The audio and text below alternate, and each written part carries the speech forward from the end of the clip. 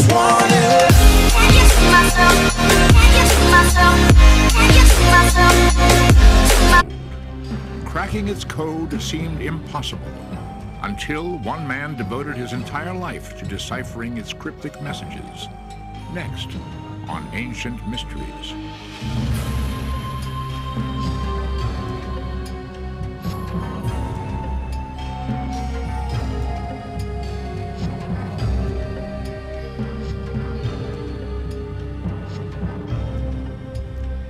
The British Museum in London is filled with many remarkable antiquities from ancient Egypt. Among their treasures are 3,000-year-old mummies and colossal statues honoring great pharaohs. But there is one item that is more valuable than all the rest. At the entrance to their Egyptian collection is a large stone tablet, one that could be overlooked if not for its conspicuous and prominent position. It's known as the Rosetta Stone, one of the most important treasures of all time. What is the Rosetta Stone, and how did this seemingly insignificant rock forever change our belief in mankind's past? For 2,000 years, the history of ancient Egypt was buried in the sands of time. Travelers and scholars were aware of the existence of these mysterious people, but nothing was known about them. What kind of men built these gigantic pyramids the size of mountains? To what gods did they dedicate their enormous temples the size of cities? And why did they preserve their dead, burying with them treasures beyond belief? Visitors to this ancient world find strange picture writing everywhere. First called hieroglyphs by the Greeks, this mystical language fills the temples, monuments, and tombs. Walls abound with bizarre pictures of animals, human heads, and unknown shapes.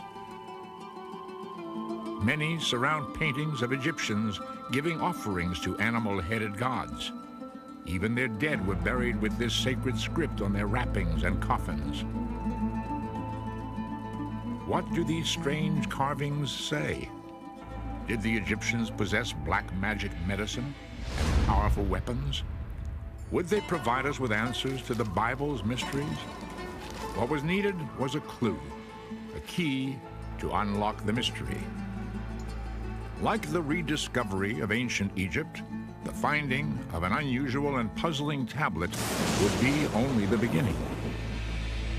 By the time of Christ, the ancient Egyptians were already legends of a distant past. Greek and Roman historians could only guess at what knowledge this once powerful civilization possessed.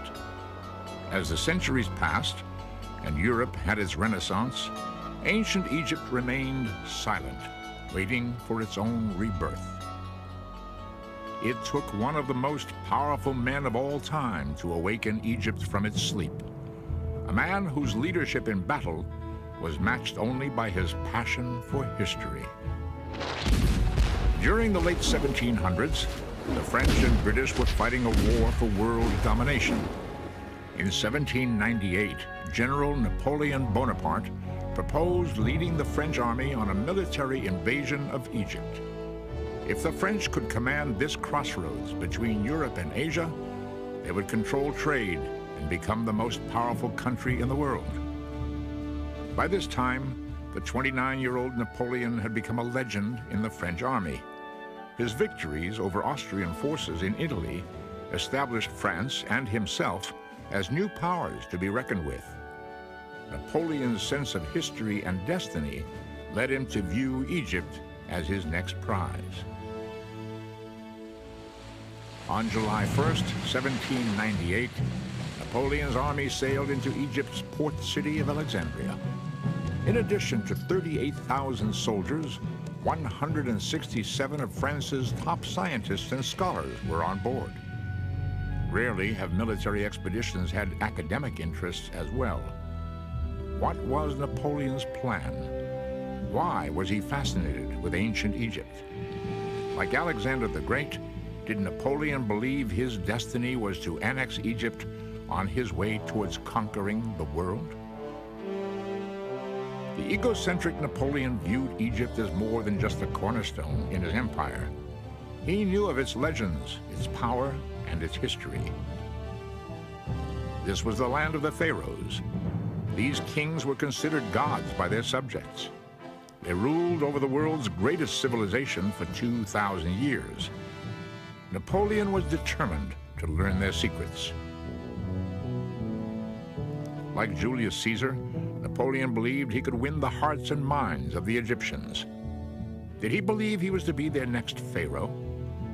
As a member of the French Institute of Egyptology, Napoleon personally selected the academics who formed his expeditionary force. While the French army swept up the Nile, crushing all opposition, the scholars immediately began their work setting up an institute in Cairo.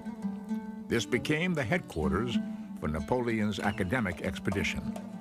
They scattered across Egypt, exploring tombs, climbing monuments, studying, sketching, and painting everything in sight. The wealth of information was unbelievable. Napoleon demanded to be constantly informed. If any answers to their mysteries were uncovered, he wanted to know immediately. While Napoleon's men were busy annexing both Egypt's land and antiquities, England would not stand idly by. Within weeks, the British Navy attacked the French, destroying their ships and laying a 2-year-long siege on Napoleon's men. Napoleon himself eventually snuck past the blockade and back to France. His hopes for ruling the world were dashed. As the abandoned French army fought to stay alive, the scientists and scholars were giving birth to modern Egyptology. Racing against their inevitable removal by the British, they stepped up their efforts to copy and analyze as much as possible. The answers to these dormant mysteries had to be found. Ironically, it was neither a scientist nor a scholar, but a soldier who made the most important discovery of all. In mid-July 1799, as the long siege wore on, the French continued bolstering their defenses. Situated along the Nile as it enters the Mediterranean Sea is a town called Rosetta. In order to rebuild the town's old Arabic fort, men under the command of Lieutenant Pierre Bouchard started to reconstruct the walls. Arabs commonly took material from ancient temples and used them in their own buildings.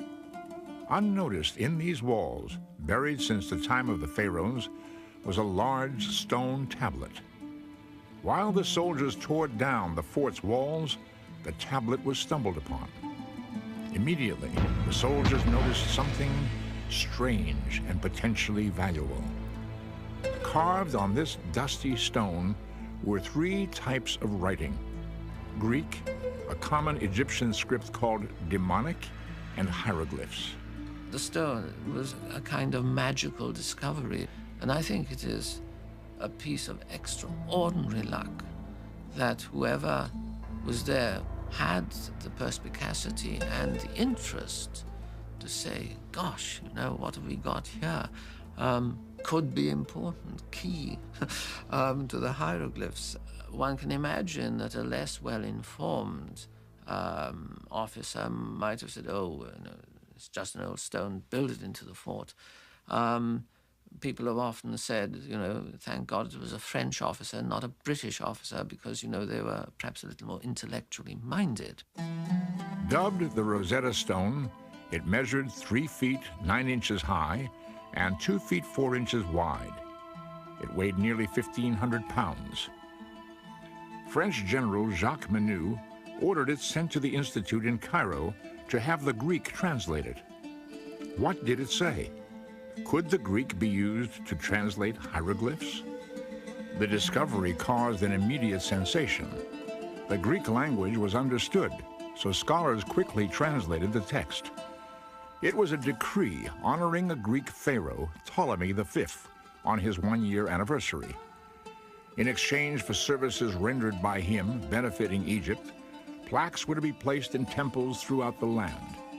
It was known the Greeks had ruled Egypt from 300 BC until the decades before Christ.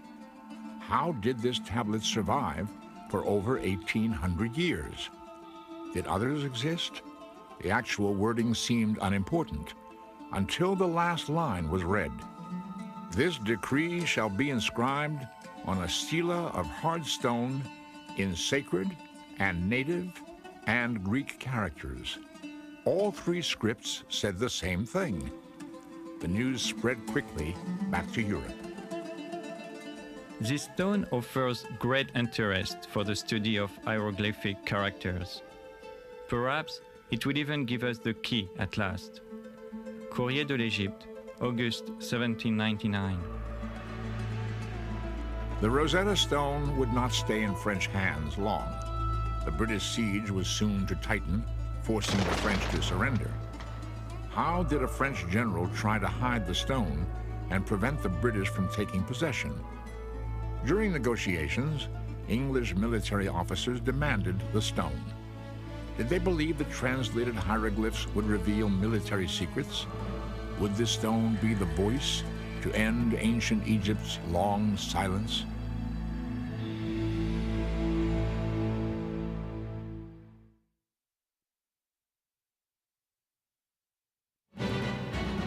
Napoleon's two-year military campaign in Egypt was a complete disaster. Over 9,000 men were killed, and the French Navy was decimated by the British. Those who remained were now trapped in Egypt, isolated by a British naval siege along the Mediterranean coast. However, both scientifically and culturally, the Egyptian expedition was of great and long-lasting importance. This was the birth of modern archaeology, man's search for his own past. And with the discovery of the Rosetta Stone, it seemed as if the great secrets of Egypt would be finally revealed. The door was now poised to be opened onto this long, silent land of magic and mystery. The looming deciphering of the hieroglyphs was keenly watched by both the French and English military. French officers in Egypt knew firsthand the power and glory of the ancient Egyptians. The indisputable evidence was before their eyes. The pyramids and temples were obviously built by a great and advanced civilization. If the Rosetta Stone could be used to translate their language, might Egypt's former glory be resurrected and become that of France? How quickly could the French decipher the stone and thus read the hieroglyphs? Would the code be cracked before the British forced their surrender? Under military orders, scholars at the Institute raced to complete the deciphering. The Rosetta Stone had 3 texts written on it, each in a different script. Reading top to bottom, they were hieroglyphs, demonic, and Greek. The Greek section told of the tablet having the same information written in all 3. While Greek was easily understood, several obstacles stood in the way of using it to translate the 2 Egyptian scripts. First and foremost, nobody had been able to speak or read either Egyptian language for almost 2,000 years. The French had no idea as to what any of the Egyptian symbols or words meant. Were the signs phonetic, like an alphabet, or were they pictorial, like Chinese character writing? Without any clues, they had to start from scratch. A second hurdle was that the stone was broken at the top and sides. The hieroglyphic section at the top was the most damaged. Only 14 lines of text existed. The demonic section in the middle had all of its 32 lines of text, but was broken along the right side. The Greek section consisted of 54 lines. The frustrated French had no way of knowing which words or lines of text matched up with which Greek words. As it turned out, time was not on their side. In August 1801, 2 years after the discovery of the Rosetta Stone, the English ended their siege, attacking and forcing the French to surrender Egypt. As part of the withdrawal agreement, French military officers were allowed to keep all their personal possessions, but the Institute in Cairo had to hand over all of their discoveries. The academics were furious. What right did the British military officers have to abscond with the legacy of the past? Egypt belonged to mankind. What would become of these priceless treasures?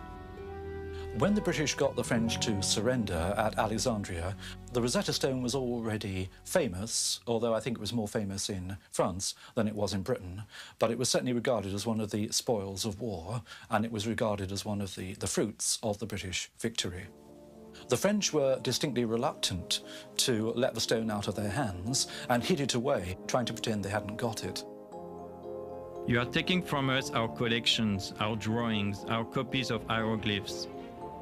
But who will give you the key to all that? Without us, this material is a dead language that neither you nor your scientists can understand. Sooner than permit this vandalous spoliation, we will destroy our property. We will scatter it amid the sands and throw it into the sea. If it is celebrity you are aiming for, very well. You can count on the long memory of history. You too will have burnt a library in Alexandria. Member of the French Institute in Cairo, 1801. General Jacques Menou, now in command after Napoleon's flight back to France, attempted to keep the Rosetta Stone in French hands. After failing in an attempt to smuggle the stone out of Egypt by ship, Menou had it wrapped in cloth and hidden among his private possessions. If confronted, Menou would claim it was his personal property and thus exempt from forfeiture. Knowing the French would try to slip the Rosetta Stone out of the country, the British military brought in William Hamilton from Greece to Egypt. He had an eye for the antiquities of the world.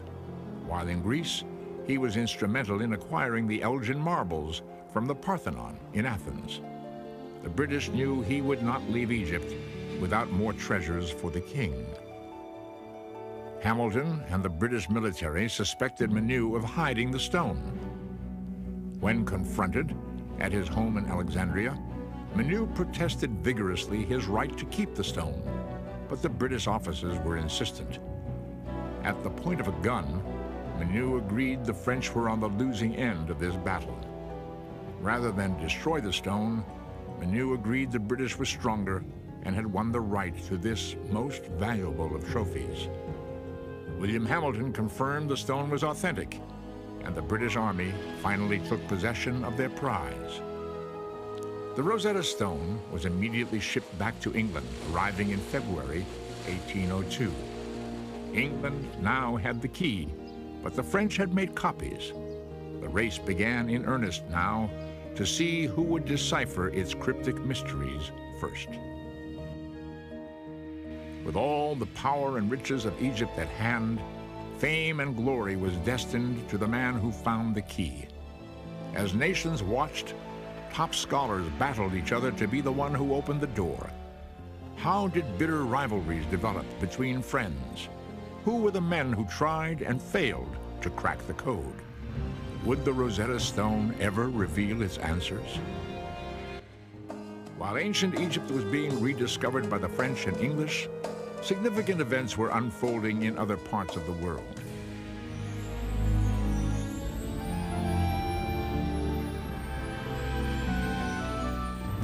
The United States of America doubled its size by signing the Louisiana Purchase in 1803.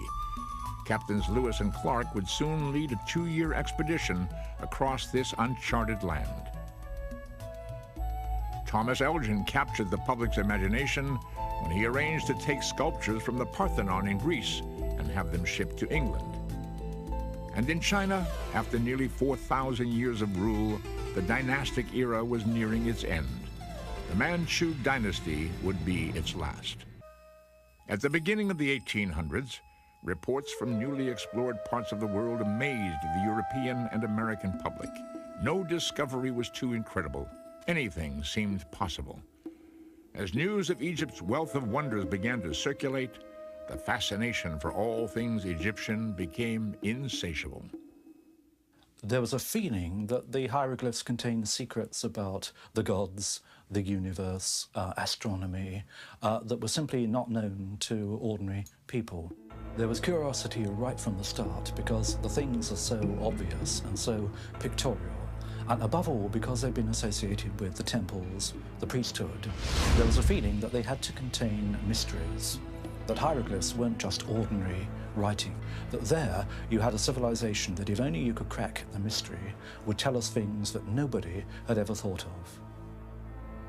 And now, with the key to the Egyptian language in hand, all eyes turned towards the decoding of the Rosetta Stone. After arriving in London in 1802, copies of the Rosetta Stone's text began to spread to universities throughout Europe. The deciphering race was beginning to develop into the world's greatest detective mystery. Its answers were destined to change our views on religion, science, and history. How would our beliefs in the Bible be affected? What magical medicines and technologies were going to be discovered? How did such an advanced civilization perish? As language specialists first began to study the relationship between the three scripts, no clear pattern was evident. The broken stone seemed to prevent any ability to match words and sentences. Not one hieroglyphic word or phrase could be positively identified. How was this seemingly impossible task going to be accomplished? What should their first steps be? Desperate for any clues, scholars dug into the past for help. The earliest account of the Egyptian language is a Greek book written by Horapollo. Said to be an Egyptian priest, he wrote extensively on the usage and meaning of the hieroglyphs. His 5th century BC book, Hieroglyphica, became the cornerstone of future beliefs. Horapollo wrote of 189 different hieroglyphic signs. With each one, he detailed their description and mythological meaning. While he discussed specifics on individual signs, Horapollo never combined them to form sentences or paragraphs. While many of his findings were correct, his work also contained errors. Horapollo tells us things that actually are true, but he tells us things for quite the wrong reason. So he says, for example, that in Egyptian hieroglyphs, the word for mother is written with a vulture. That happens to be true. But he then explains that in nature, there are no male vultures. All vultures are female. And there's a great mystery here. Now, later on, as people started to look at the natural world and spotted indeed that there were vultures that were male and female, poor old Horapollo got discredited. So the truth he was telling us got thrown out with the mystical verbiage that he dressed it in. Scholars attempting to decipher the Rosetta Stone also consulted historians' findings from the Middle Ages. As Europe entered its Renaissance, religious influence supported the idea that the hieroglyphs held answers to biblical mysteries. People start to interpret ancient Egypt entirely through the Bible. So they look at the pyramids and say, the pyramids are not just ordinary tombs for ordinary kings. They are the granaries that Joseph, in the Bible, put up to collect the grain during the 7 good years in preparation for the 7 years of famine that were going to follow. So the mystery is kept, but it's always filtered through the idea that it reflects a story in the Bible. Scholars also reviewed the work of German mathematics professor Athanasius Kircher. He became the recognized authority on hieroglyphs during the mid-1600s. Like Horapollo before him, Kircher described each hieroglyph as representing an idea or concept. Unlike Horapollo, Kircher began to combine them into words and phrases. Furthermore, Kircher simply made up imaginary translations. His fanciful readings led even the Pope to believe he could actually read the Egyptian language. Over a century later, at the time of Napoleon's expedition, Kircher's studies were still widely held as true. What the first scholars attempting to decipher the Rosetta Stone found in past fact and fiction was the commonly held belief that hieroglyphs were pictorial, similar to Oriental character writing. Each hieroglyph represented a word or idea.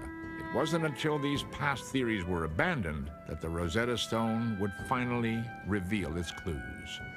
In 1802, Sylvestre de Sacy of France and Johann Ackerblad of Sweden were the first to throw out the ideas of the past and try a fresh approach.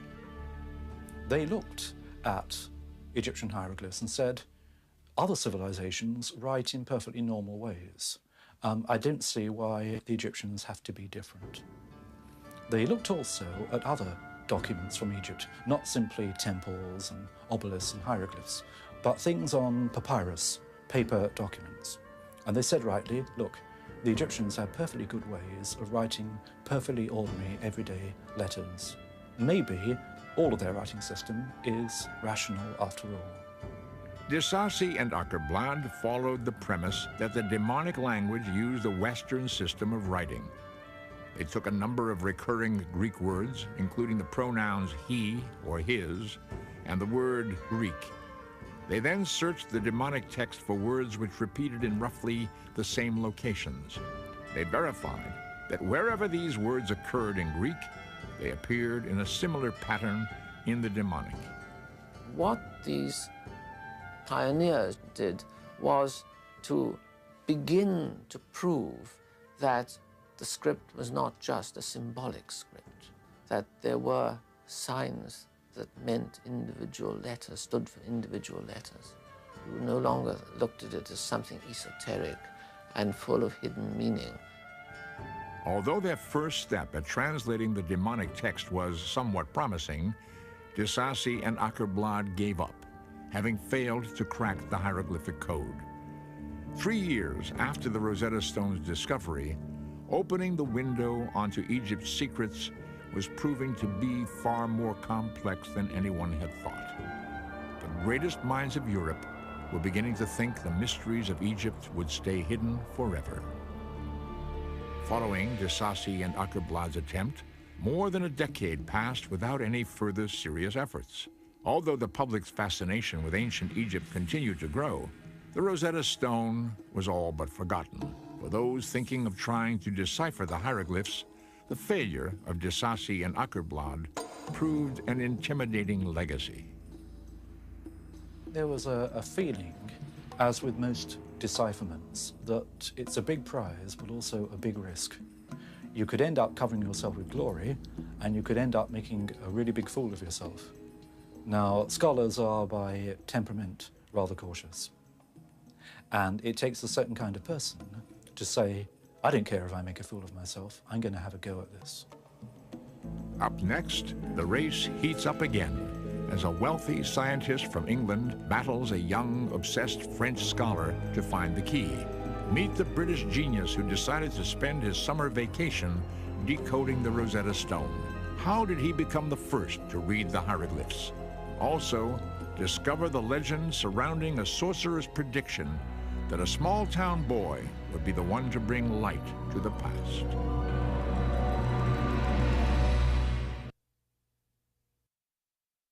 Although more tombs and temples filled with hieroglyphs were being discovered, no one seemed capable of reading ancient Egypt's secrets.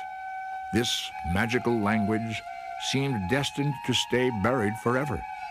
As the 15th anniversary of the discovery of the Rosetta Stone came and went, no further progress had been made on its deciphering. Although past failures at cracking its riddle seemed to prevent any future serious efforts, two men would soon step forward, each one claiming they were the first to turn the key. In the summer of 1814, a 41-year-old physician, physicist, and linguist from London took a copy of the Rosetta Stone to his country home. He decided to spend his summer vacation mulling over its puzzle. This time, the Rosetta Stone would begin to speak. Thomas Young was one of the most remarkable people that Britain has ever produced. If you do a list of his achievements, it is quite amazing.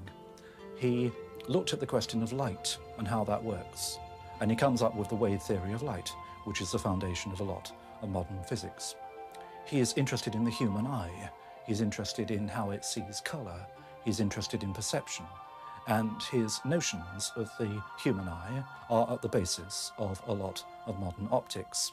This man was probably the most brilliant problem solver that Britain has ever produced. Young felt much of the mysticism surrounding ancient Egypt was nonsense. He did not believe secrets to the universe were going to be discovered. What attracted him to the Rosetta Stone was that it was a problem, an unsolved mystery, and he wanted a chance to crack it. Young began by concentrating on the words graphically, He located lines in the Greek text which had words occurring more than once. He then attempted to find lines in the demonic text which had groups of symbols repeated these same numbers of times. Using this matching system, Young was systematically able to identify 86 demonic translations, including the words king, Ptolemy, and Egypt. Where de Sacy and Ackerblad had stopped, Young's initial success led him to continue his efforts. Egyptologists had long been fascinated by the hieroglyphs that were surrounded by ovals. Called cartouches, they seemed to be placed strategically in and around the temples and tombs. A few Egyptologists had begun to speculate that a cartouche contained the name of a pharaoh or member of the royal family. Young used this knowledge to work on the theory that the cartouches on the Rosetta Stone would contain the name Ptolemy. The tablet was honoring him, so his name should be in the cartouches in the hieroglyphic section. Young further surmised that because Ptolemy was a Greek name, the Egyptians would have to write his name phonetically. If the hieroglyphs were pictorial, they would not contain symbols for foreign names or words. 4 years after he began, Young correctly matched the Greek letters in the name Ptolemy with the hieroglyphs inside one of the cartouches. In 1818, he was the first one to cause the stone to speak. The hieroglyphic section had spoken its first word, Ptolemy. While his success was beginning to garner the public's attention across the English Channel in France, another man had already been obsessed with the deciphering of the Rosetta Stone. A man Young would initially encourage and then later regret having helped at all. Thomas Young's work was well known, not only in England, but also in other countries. What's more, he sent copies of his work to various scholars up and down the continent, and particularly to Paris. And copies of Young's work were sent to Sylvestre de Sacy. One day, de Sacy showed a copy of Young's work to a young Frenchman, and the name of the Frenchman was Jean-François Champollion. Jean-François Champollion's destiny seemed tied to the Rosetta Stone from birth. A French legend describes how his bedridden mother was visited by a sorcerer months before Jean-François was born. Looking into the eyes of this sickly woman, the sorcerer saw the past being connected with the future. He predicted this woman's unborn son would be the one to bring light onto the centuries of the past. Champollion was born in Figeac, France, 1790, to a small-town bookseller. When he was 11 and living in a boarding school in Grenoble, news of Napoleon's expedition to Egypt captured the imagination of France. Champollion's older brother, Jacques-Joseph, read tales of Egypt's glories and mysteries to his younger brother. When the younger Champollion received a copy of the Rosetta Stone from a cousin who had traveled to Egypt as part of the expedition, he was hooked. Young Jean-François made it his goal to read the hieroglyphs, and that, of course, meant cracking the Rosetta Stone. All his early training was devoted with that in mind. He soon paid little attention to his other studies. Languages were his all-consuming obsession. His studies became focused on Oriental and Middle Eastern languages, especially Coptic. Coptic had been a language spoken by Christians in Egypt and written in Greek. When he was about 14, Champollion was working far too hard, not on his schoolwork, but on Egyptian hieroglyphics. And he had what nowadays I think will be called a minor nervous breakdown. And he was sent off to recover. And he wrote a letter back to his elder brother saying, "It's so boring here, send me a Chinese grammar." That was the kind of obsessive personality that Champollion was. Champollion's early studies focused on the deciphering of the demonic language and its relation to Coptic. He had previously believed that hieroglyphs were symbolic, that they were mysterious and could not be deciphered in an ordinary way. But at about the same time as Young, Champollion began to sense the same links between the Greek names and the hieroglyphic cartouches. When reports of Thomas Young's work reached him, Champollion realized in a flash they were correct. Champollion would take Young's work and propel it forward. After obtaining an inscription of the known cartouche of Cleopatra from the Temple of Philae, Champollion recognized that if Ptolemy and Cleopatra have common letters, their hieroglyphs should have similar signs as well. When Champollion lined up their hieroglyphic names, the signs for P, L, and O lined up. Champollion had proven Young's theory that foreign names were spelled phonetically in the hieroglyphic language. The door was now open, and Champollion was about to walk through. Champollion realized that Young was right, that you could show that hieroglyphs could write the names of the Greek rulers of Egypt. But that was one thing. It may be that that was simply a way used in later times to write foreign names. The question was whether hieroglyphs went back in the same way into earlier periods. Champollion took a look at a copy of an inscription from the great temple of Karnak. This inscription had a king's name repeating itself many times. The king's name was written with 3 signs. At the top was a sun disk. Champollion knew from Coptic that the name of the sun in ancient Egyptian was pronounced Ra. At the bottom was a letter that Thomas Young had identified, the letter S. It was written twice. What he now had was the name of a king that began with Ra and ended with S.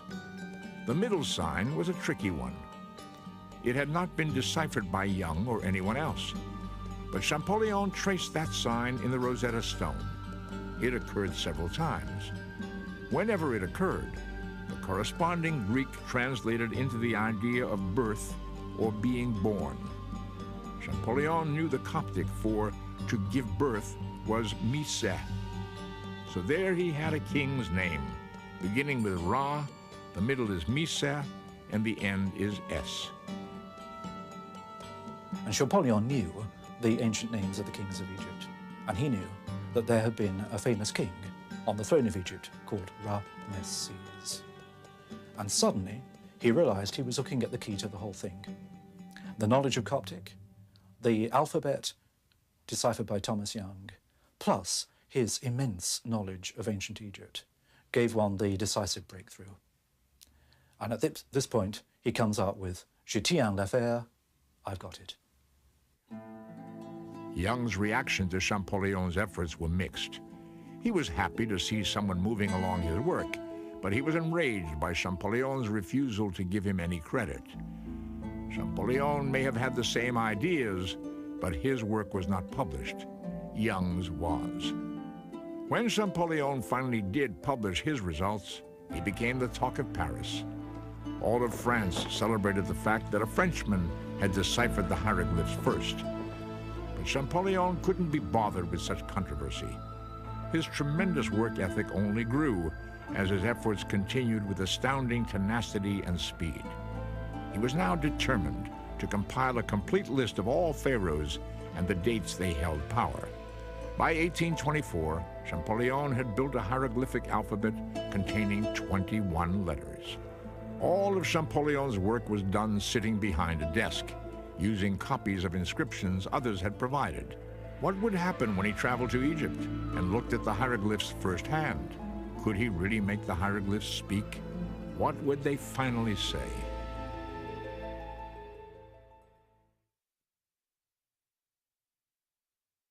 The door was beginning to open into Egypt's past.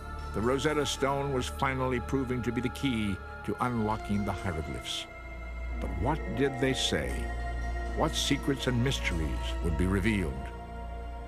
The announcement of Jean-François Champollion's discovery brought him much acclaim in France. The French Academy had previously considered him a crazy obsessive, working away in his room and getting nowhere. But now, suddenly, he was a national hero. The French government asked Champollion to arrange the purchase of British Egyptologist Henry Salt's extensive collection. After its incorporation into the Louvre Museum in 1827, Champollion was appointed the museum's first curator of Egyptian antiquities. However, Champollion had more in his mind than building a museum's inventory. He wanted to travel to Egypt. In 1828, with help from the Museum of Turin in Italy, Champollion organized an expedition to travel up the Nile River. This was the largest scientific effort to Egypt since Napoleon. It was his first exposure, and an absolute stunning exposure to the monuments of Egypt.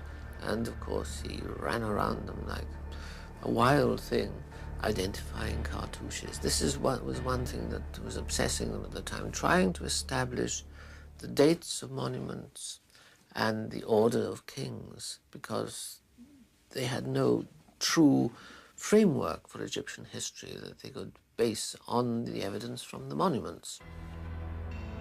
Champollyon's trip proved beyond a doubt his methods were accurate. He was able to read the ancient Egyptians' language off the temple walls themselves. His efforts in translating the hieroglyphs are credited with single-handedly creating the science of Egyptology. Egypt was no longer the land of silence. It was now speaking to us from the past. The names of pharaohs such as Ramesses and Tutmosis were legendary, but now their faces could be identified. We now knew when they ruled and in which temples they prayed. Upon returning to Paris, Champollion continued his work. He now had enough material to write the definitive history of Egypt. Unfortunately, he would never get the chance. On March 4th, 1832, Jean-Francois Champollion died. Champollion never had any doubts about his own ability and about his own achievement. And although he died at the age of 42, towards the end of his life, it was realized what he had done. And the French, quite rightly, created a professorship of Egyptology for him, the first anywhere in the world. So he died knowing that his achievement had been recognized. A lot of Champollion's work was left after his death, and the elder brother collected it, published it as a memorial to the genius in the family. Where Champollion had focused on the pharaonic history of Egypt, others began to use his tools to study the demonic and hieroglyphic languages. The amount of written material on walls and on papyrus scrolls was tremendous. As the years went by, the social, political, economic history of the ancient Egyptians began to be understood. But it was the personal written records that surprised most people. We learned that by looking at the ancient Egyptians, we were looking at ourselves. Slowly, it became clear that the Egyptians were like the rest of us. They wrote letters to the bank manager. They wrote letters to the local tax official. They wrote letters to each other about various normal aspects of normal lives. They had literature, just like ours, not very different. The Rosetta Stone brought back to life the history of both ancient Egypt and of mankind itself. Although the Rosetta Stone has been deciphered now for more than 170 years, we're still only scratching the surface of what mysteries are buried. From the spectacular treasures found in the tomb of King Tutankhamun in 1922, to the uncovering of the tomb of the sons of Ramesses the Great in 1995, ancient Egypt is still providing new and amazing discoveries. The Rosetta Stone is a milestone between a period when all we knew about our own origins was in the Bible or in the writings of the Greeks and the Romans. After the Rosetta Stone, we start to look at ancient history speaking for itself. It starts to say, where have we come from? Where have the ideas come from? What are our roots? And the Rosetta Stone is a way of bringing us face to face with our own identity. And now, through the extraordinary efforts of men like Napoleon Bonaparte, Thomas Young, and Jean-Francois Champollion, the riddle of the Rosetta Stone has been solved. The language and mysteries of the ancient Egyptians can now be understood.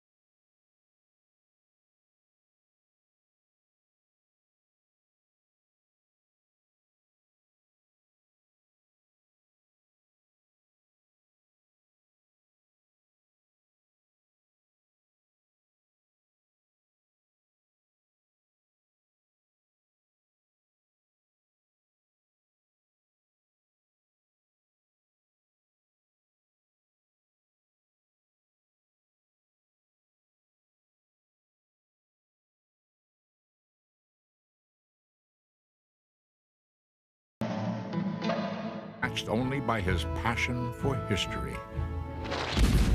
During the late 1700s, the French and British were fighting a war for world domination.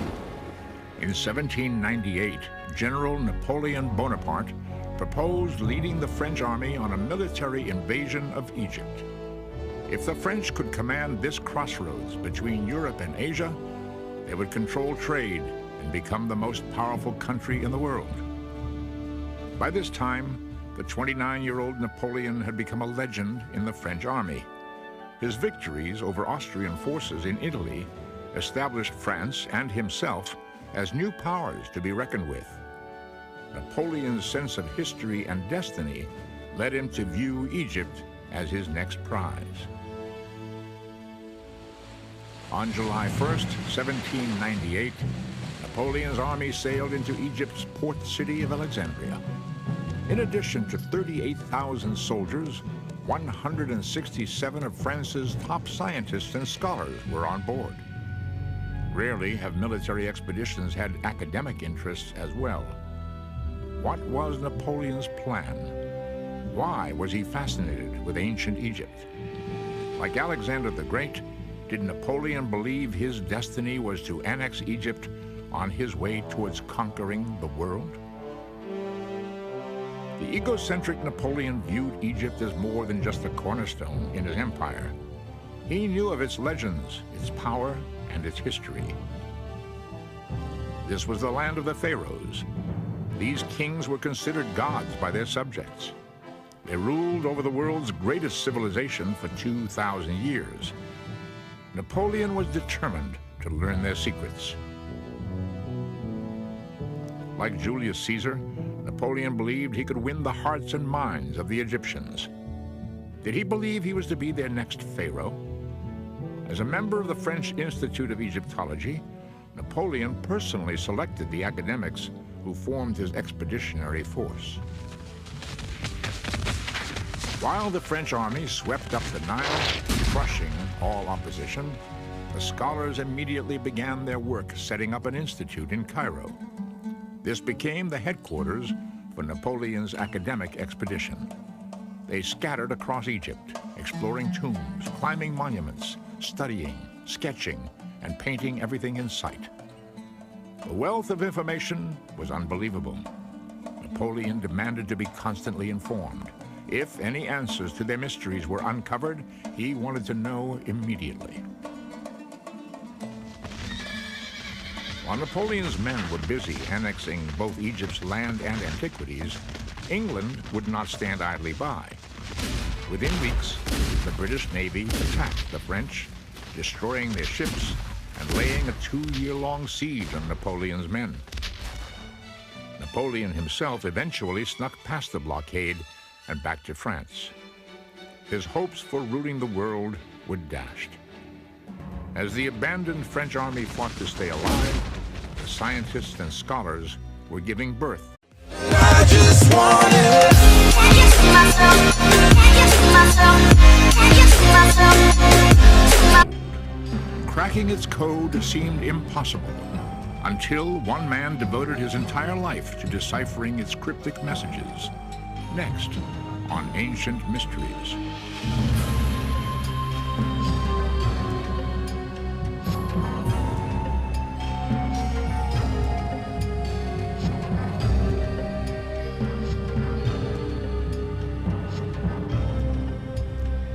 The British Museum in London is filled with many remarkable antiquities from ancient Egypt. Among their treasures are 3,000-year-old mummies and colossal statues honoring great pharaohs. But there is one item that is more valuable than all the rest. At the entrance to their Egyptian collection is a large stone tablet, one that could be overlooked if not for its conspicuous and prominent position. It's known as the Rosetta Stone, one of the most important treasures of all time. What is the Rosetta Stone, and how did this seemingly insignificant rock forever change our belief in mankind's past? For 2,000 years, the history of ancient Egypt was buried in the sands of time. Travelers and scholars were aware of the existence of these mysterious people, but nothing was known about them. What kind of men built these gigantic pyramids the size of mountains? To what gods did they dedicate their enormous temples the size of cities? And why did they preserve their dead, burying with them treasures beyond belief? Visitors to this ancient world find strange picture writing everywhere. First called hieroglyphs by the Greeks, this mystical language fills the temples, monuments, and tombs. Walls abound with bizarre pictures of animals, human heads, and unknown shapes. Many surround paintings of Egyptians giving offerings to animal-headed gods. Even their dead were buried with this sacred script on their wrappings and coffins. What do these strange carvings say? Did the Egyptians possess black magic medicine and powerful weapons? Would they provide us with answers to the Bible's mysteries? What was needed was a clue, a key to unlock the mystery. Like the rediscovery of ancient Egypt, the finding of an unusual and puzzling tablet would be only the beginning. By the time of Christ, the ancient Egyptians were already legends of a distant past. Greek and Roman historians could only guess at what knowledge this once powerful civilization possessed. As the centuries passed and Europe had its Renaissance, ancient Egypt remained silent, waiting for its own rebirth. It took one of the most powerful men of all time to awaken Egypt from its sleep, a man whose leadership in battle was matched to modern Egyptology. Racing against their inevitable removal by the British, they stepped up their efforts to copy and analyze as much as possible. The answers to these dormant mysteries had to be found. Ironically, it was neither a scientist nor a scholar, but a soldier who made the most important discovery of all. In mid-July 1799, as the long siege wore on, the French continued bolstering their defenses. Situated along the Nile as it enters the Mediterranean Sea is a town called Rosetta. In order to rebuild the town's old Arabic fort, men under the command of Lieutenant Pierre Bouchard started to reconstruct the walls. Arabs commonly took material from ancient temples and used them in their own buildings. Unnoticed in these walls, buried since the time of the pharaohs, was a large stone tablet. While the soldiers tore down the fort's walls, the tablet was stumbled upon. Immediately, the soldiers noticed something strange and potentially valuable. Carved on this dusty stone were 3 types of writing: Greek, a common Egyptian script called demonic, and hieroglyphs. The stone was a kind of magical discovery, and I think it is a piece of extraordinary luck that whoever was there had the perspicacity and the interest to say, gosh, you know